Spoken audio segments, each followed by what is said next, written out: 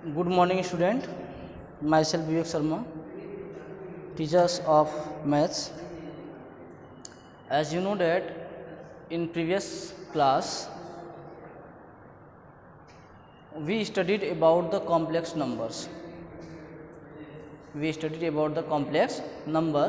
कि complex number होता क्या है और उसको हम कॉम्प्लेक्स फॉर्म में कैसे रिप्रेजेंट करते हैं, the modulus and conjugate of a complex number, और कुछ प्रॉपर्टीज़ भी हमने स्टडी कर लिया था जो है, और उस पर बेस्ड एक्सरसाइज 5.1 हम लोगों ने सॉल्व भी किया था जो है।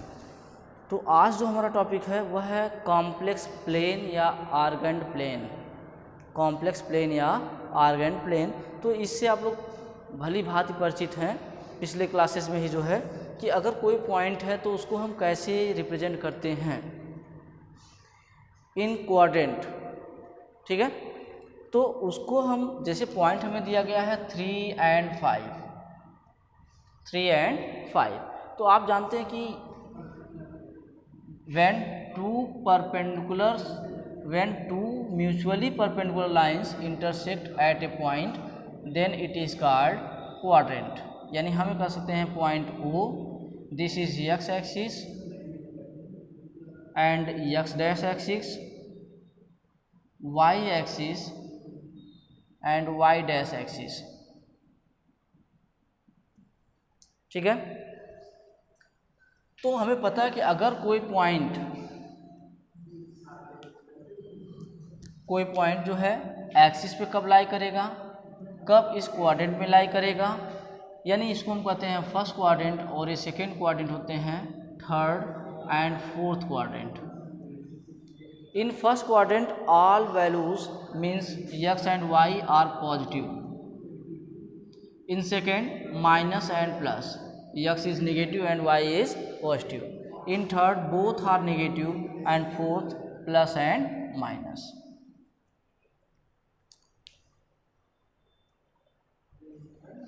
तो जो ऑर्डर्ड पेयर हम बनाते हैं, जैसे हमने लिखा 3 and 5 मीन्स क्या है कि x एक्सिस पे जो डिस्टेंस ट्रेवल करेंगे वह कितना यूनिट्स है, 3 units, and y axis 5 units. Then points 3, 5 lies in quadrant first. Similarly point -3 and 2 second quadrant, and this is called complex plane या Argand plane. Here is the x-axis is called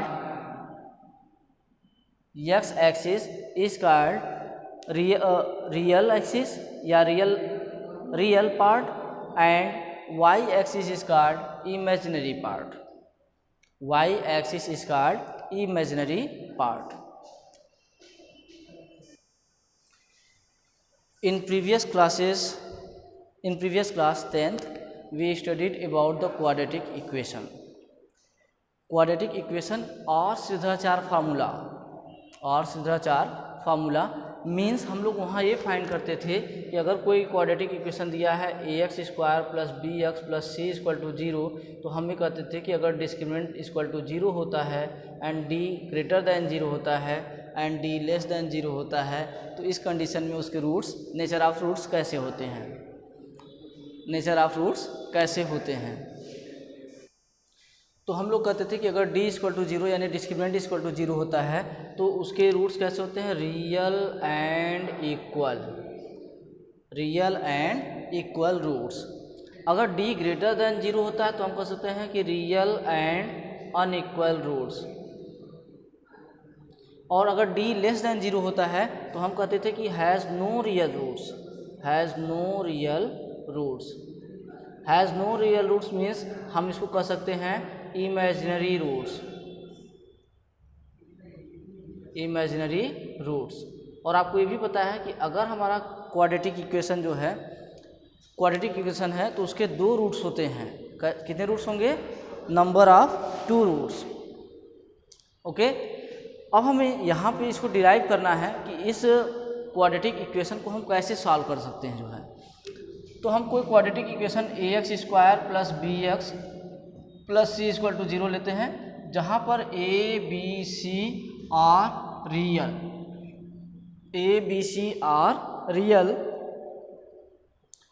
और belongs to R and A is not equal to zero, A is not equal to zero. देखिए A is not equal to zero means क्या है कि अगर ए का value zero होता है तो ये पूरा टर्म ही ज़ीरो होगा, तो फिर एक क्वाड्रेटिक इक्वेशन नहीं रह जाएगा। ठीक, हाँ बी और सी आपके ज़ीरो हो सकते हैं, बी और सी आपके ज़ीरो हो सकते हैं। अब ज़रूरी नहीं कि किसी इक्वेशन में बी और सी दोनों ज़ीरो हों, ठीक है ना। तो ये हमारा क्वाड्रेटिक इक्वेशन है, हमें इसको सॉल्व आउट करना है।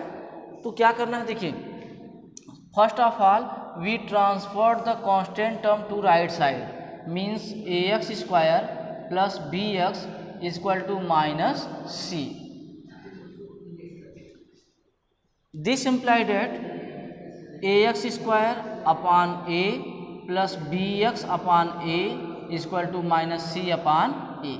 मीन्स हमने दोनों साइड में क्या किया, 2 से डिवाइड किया। ठीक, this imply that x square plus B by A X equal to minus C by A. अब हमारा जो अगला स्टेप है उसको थोड़ा ध्यान से देखिएगा भी कि हमें यहाँ पे इसको परफेक्ट स्क्वायर बनाना है, making the perfect square. For perfect square we adds both side the half part of x, half part of x means coefficient of x का half. This imply that x square plus b upon a into x plus b upon 2a का square equal to minus c upon a plus b upon 2a का square. हमें इसको बनाना है perfect square. Perfect square बनाने के लिए ध्यान देने की बात है कि हम क्या इसमें ऐड कर दें, किस टर्म को ऐड करें। तो इसको ध्यान देने के लिए जो कोफिशिएंट ऑफ एक्स होता है इसका हाफ करते हैं। तो यहाँ पे कोफिशिएंट ऑफ एक्स क्या है, b बाई ए, इसका हाफ क्या होगा b बाई 2a। तो हम उसी के स्क्वायर को दोनों साइड में ऐड कर देते हैं। तो ये पूरा पार्ट LHS का जो होगा इसको हम लिख सकते हैं x plus B by 2a का whole square equal to minus C by a plus b square upon 4a square, b square upon 4a square. अब हम इसका LCM taking the LCM means हम राइट कर सकते हैं b square minus 4ac upon 4a square. Okay, this imply that x plus B by 2a equal to plus minus under root b square minus 4ac upon 4a square equal to plus minus under root b square minus 4ac upon 2a और x equal to plus b by 2a transfer to right side then sign are changed means b upon minus b upon 2a plus minus under root b square minus 4ac upon 2a all over right down minus b by 2a plus minus under root b square minus 4ac whole upon 2a means minus b plus minus under root b square minus 4ac upon 2a। Okay, तो यहाँ पर हमने आपसे बात किया कि अगर कोई भी क्वाड्रेटिक इक्वेशन है तो उसके कितने रूट्स होते हैं, 2 रूट्स होते हैं। अब उस 2 रूट्स को देखना है कि क्या होंगे 2 रूट्स। तो देखिएगा हम लिख सकते हैं कि therefore required roots of quadratic equation is minus b plus under root b square minus 4ac upon 2a and minus b minus under root b square minus 4ac upon 2a। Okay, where b square minus 4ac is called discriminant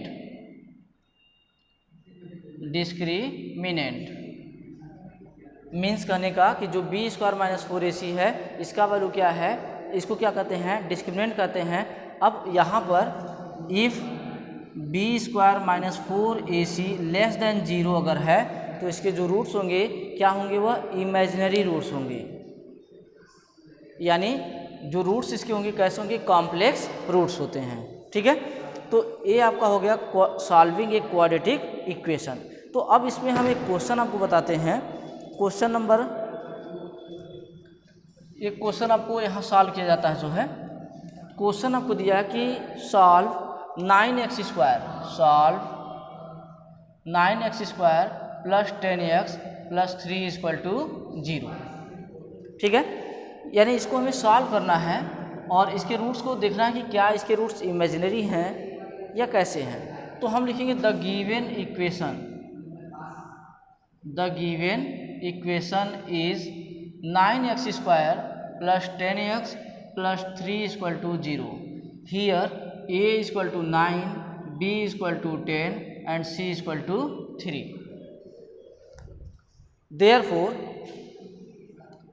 b square minus 4ac equal to, यानी अब हम इसका discriminant check करते हैं कि इसका discriminant है क्या। तो हम इसको लिख सकते हैं 10 का square minus 4 into A means 9 into 3, that is 10 का स्क्वायर मीन्स 100 माइनस 108 और equal to minus 8। Minus 8 is less than 0, minus 8 is less than 0। So the given equation has complex roots.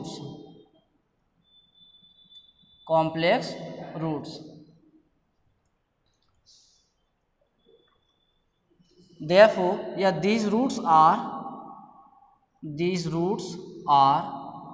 अब हम अपने फार्मूले पे रखेंगे इसको कि minus b plus under root b square minus 4ac upon 2a and minus plus minus यहाँ करते हैं equal to minus b minus 10 plus minus under root 10 का square minus 4 into 9 into 3 upon 2 into 9 equal to minus 10 plus minus under root square of 10 is 100 minus 108 whole upon 18 equal to minus 10 plus minus under root minus 8 अपान 18। और हमने आपको बताया है कि जब minus under root minus 8 है तो हम उसको लिख सकते हैं equal to minus 10 plus minus under root 8i square upon 18, 8i square upon 18।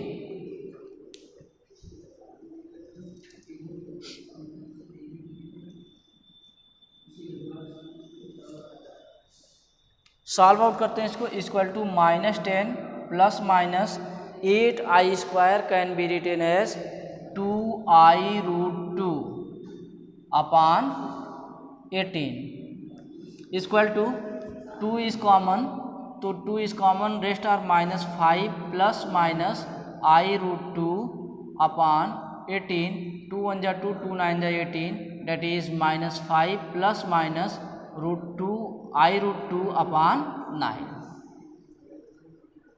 So we can solve the exercise on based quadratic equation. Thank you. Have a nice day.